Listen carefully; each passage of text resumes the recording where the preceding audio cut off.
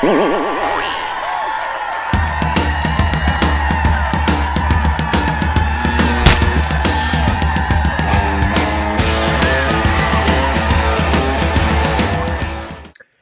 guys, Comic Boom here to talk about the potential of a misguided Jonathan Kent. Wouldn't that be something if Jon Kent could be written interesting? Because we know that his father, Superman, Kal-el, Clark Kent, is boring as hell. Is boring. So wouldn't it be nice if Jon Kent was actually not boring? You know, because I mean, here's, you know, the usual complaint about Jon Kent is that he should have been aged up, which is 100% true. He should have been aged up. He was kind of cool as a young kid, playing with Damien, getting into trouble as a young kid on the farm. And we're getting Dan Jurgens in the pages of Action Comics coming up, starting in Action Comics 1051. Where we're getting some, I guess, flashback stories, I suppose you could call them that, of a young Jon Kent on the farm with Lois and Clark.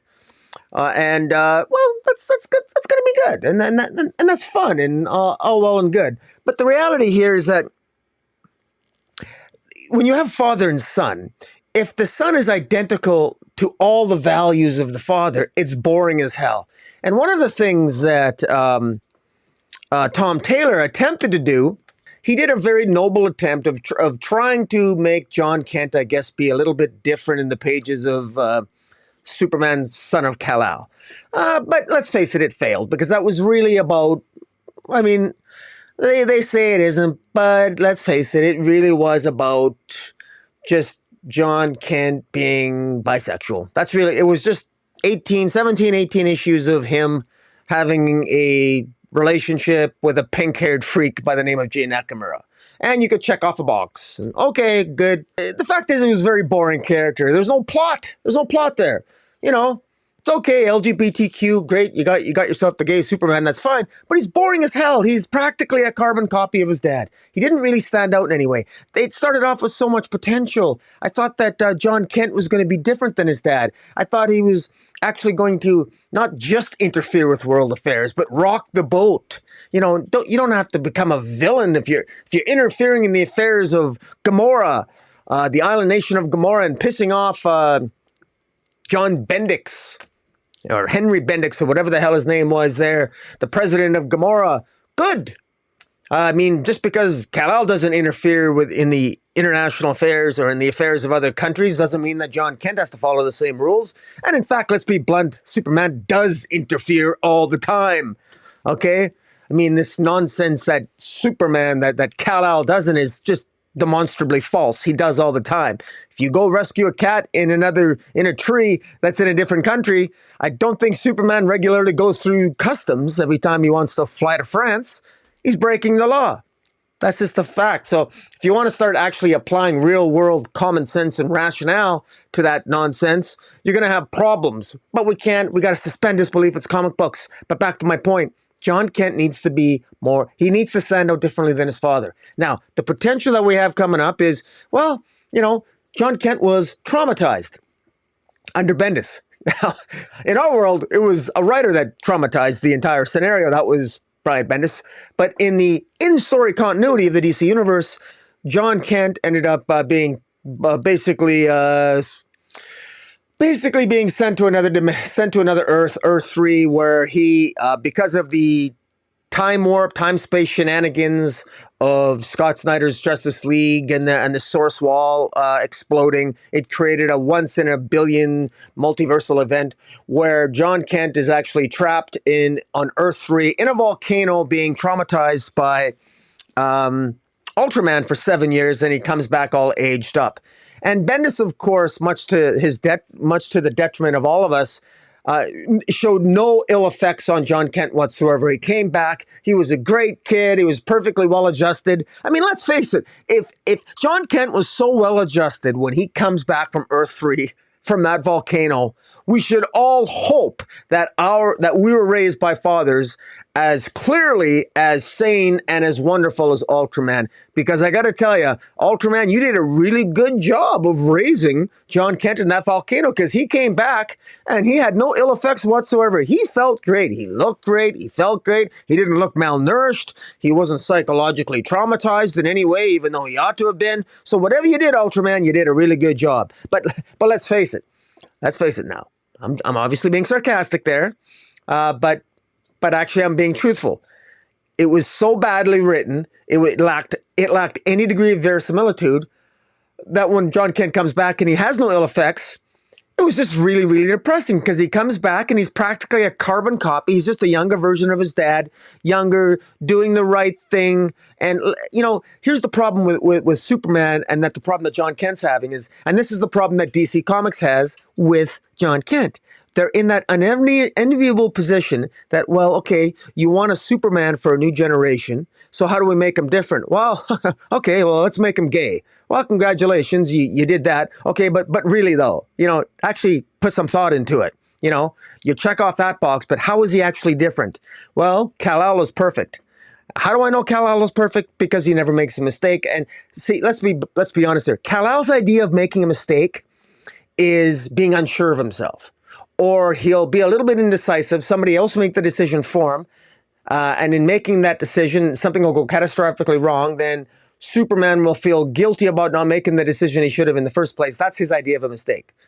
Superman doesn't make a mistake that gets people killed. He doesn't make a mistake where he's really judged. He doesn't really make a mistake where that there's any ill consequence whatsoever. He's perfect. He's 100% perfect. And all the stories are written that way. Well, the opportunity you have with Jon Kent is that you can actually make him make mistakes. I mean big mistakes. The one that results in loss of life. The mistakes that result in entire countries not liking you. Entire planets telling you to go fly a kite. Get out of here. We're talking about, there used to be a Superman revenge squad. There used to be people that hated Superman. Bring them back. Bring hatred back. Bring hatred back. How do I know a character is love? Show me the people who hate the bastard. Then show us the love. Hatred, love. Show me the opposite to exemplify that which you want to show. If Jon Kent is so goddamn perfect like his dad, okay, that's boring. That's boring. I want something different for Jon Kent. And we're not getting it, because how many times do we get the same thing with Superman? He always seems to be indecisive. He's not particularly bright. Never intelligent, unless they want him to be intelligent. Unless Batman's around, then Batman's more intelligent. Have Jon Kent actually be intelligent or something. Have him do something useful. Have him actually stand out and do something useful, as opposed to just dating a pink-haired freak of nature by the name of Jay Nakamura. And for God's sakes, if he's bisexual, give him a piece of female ass, please. How about Saturn Girl? Seriously. If you don't want people to think he's 100% gay, let him actually date a woman. Okay, how's that for standing out? Okay, I want to see Saturn Girl. Bring Saturn Girl on there. I'm fairly certain that put Saturn Girl on there, you're going to see an increase in sales. You're going to see people, oh my God, finally he's come to his senses. Because is it a coincidence that he's traumatized in a volcano for 7 years and he comes back and suddenly he's dating some pink-haired freak? I don't think so. I think the trauma had something to do with the turn of events. That's never been addressed.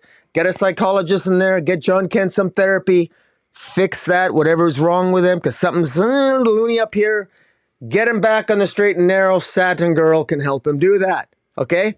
Saturn Girl can help a lot of people. Plus, she's a telepath. She can get in that mind of his and fix whatever's wrong. Hey, after all, I mean, if Marvel Girl can make Ice Boy realize he's gay, I'm sure Saturn Girl can make, Jon Kent realize he's heterosexual, right?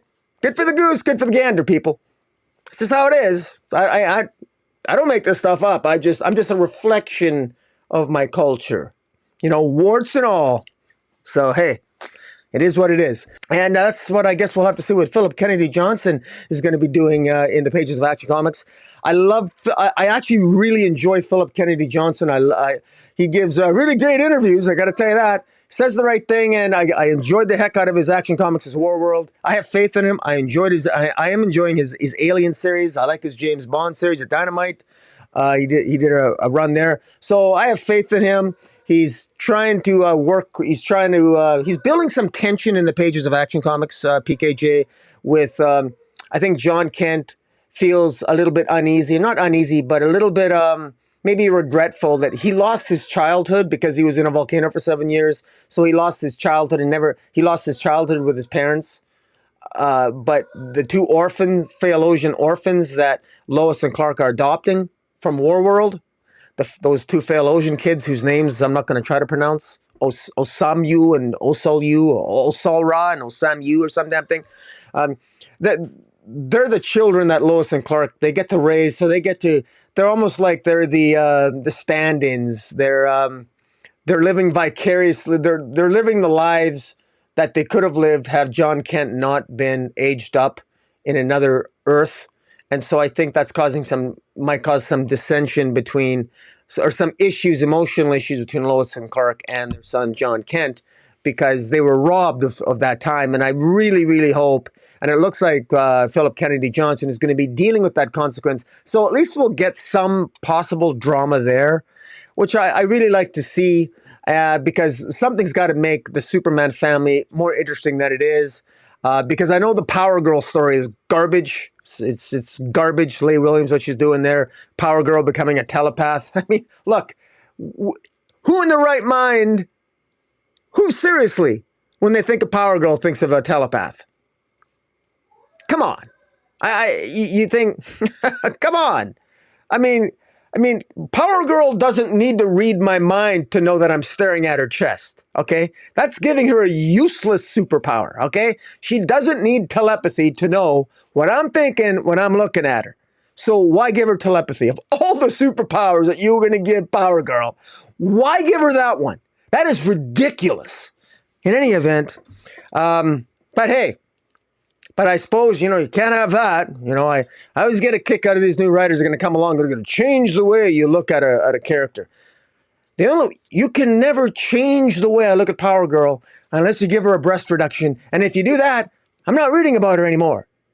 And now that I know she can read minds, well, she could read my mind anyway. So, come on. Anyways, I'm kind of being sarcastic, but really I'm mostly not. I'm being actually polite. I'm far more angrier than I'm letting on. Kind of, sort of, not really, but whatever. It is what it is. Guys, tell me what you think of the Superman family in Action Comics. Jon Kent, potential of a misguided Jon Kent. I still think they should make this guy as screwed up as he must be. He should be making far more mistakes. He should be having far more psychological problems. He should be a problem that needs to be solved, as opposed to this perfect kid who's going through some problems because he lost his childhood. If this is a kid that's lost his childhood and lost time and lost that time with his parents, it should be reflected in his behavior, in his actions, and he should be screwing up, making big mistakes. And above all else, he should not be a Superman because he's still not ready. Big mistake, BC. But if you're going to insist that he's a Superman, then have him screw up, because he has to. Because he's just, we don't need two perfect Supermen, okay? Have one royally screwed up, that's Jon Kent, because, and blame it on Ultraman, but he screwed up. And let Superman Kal-el be the typical, usual, boring self that he always is. Because let's face it, I see nothing on the horizon to suggest that Kal-el is going to be particularly interesting moving forward. He's right back to being a perfect parent feeling guilty for losing his son. Perfection, perfection, perfection. Boring, boring, boring. At least make Jon Kent misguided, because he is. And guys, tell me what you think, and until next time, Comic Boom out.